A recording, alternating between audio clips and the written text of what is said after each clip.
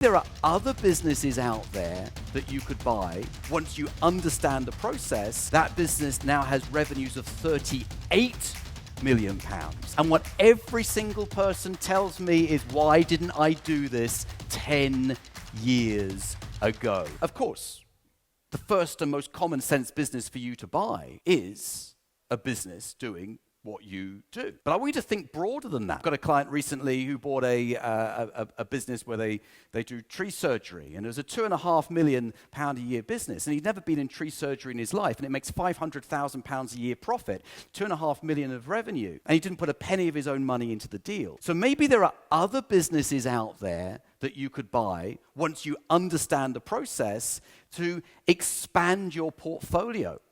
So you could actually become a business investor, not just a business owner. And I've got people who've entered into completely different fields, buying businesses, doing things that maybe you would never have thought even existed. So for example, a client of mine bought a steel tubing manufacture business. So they manufacture steel tubes, bespoke steel tubes. I've got no idea what these steel tubes do, but they make thousands and thousands and thousands of these steel tubes.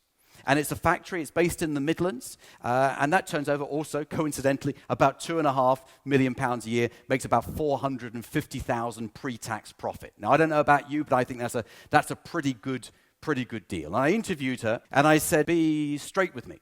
How much money did you put into this deal? And she said, £2,500, because at the end, there was this little thing that we needed to do. I hadn't factored it in, and I had to plug the gap, £2,500.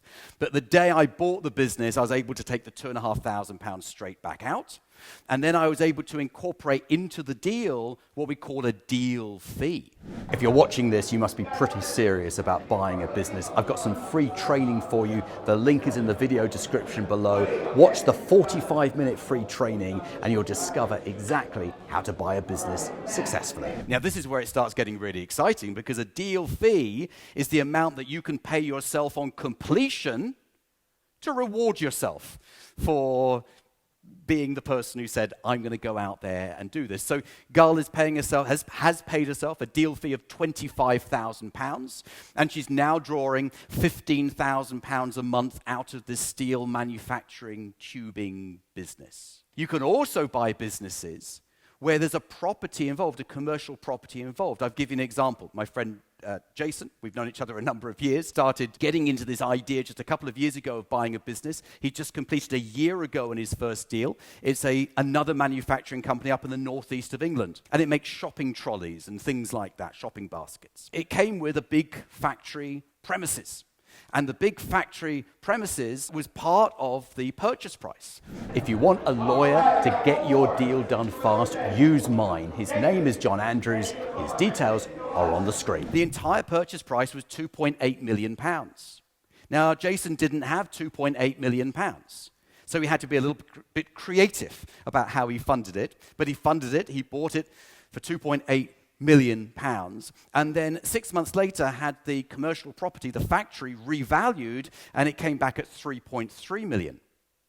So now he's got a property that's worth more than the actual property and business that he bought. And the business, by the way, was making 5% on 20 million of revenue, making $1 million a year. Now, most of us would think that's pretty good. Why do we need to do anything with that? It's making £1 million a year. But Jason's very ambitious. Once the owner had been removed, he went to the staff and he said, look, that retiring owner, I got this feeling he may have held you back a little bit. And they went, yeah, absolutely. We want to get new clients and do new product lines and things, and we haven't been able to do it.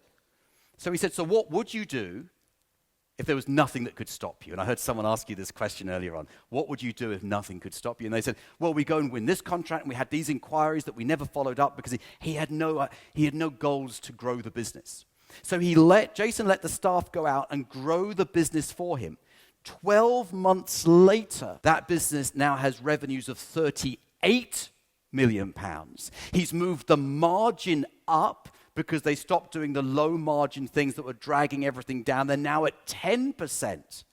Let me work it out for you. That's £3.8 million of pre-tax profit. And he'd never owned a manufacturing business ever before. So maybe, I just want to plant the seed, maybe expanding your business portfolio. How does that make you feel? Because you see, once you learn the skill, you can apply it to everything. And what every single person tells me is, why didn't I do this 10 years ago? So don't be that person in 10 years' time who says, why didn't I do this 10 years ago? The time is always now. The time to do this is always now. The people who procrastinate, the people who say, oh, I'll get round to it one day, never do. And they always regret it.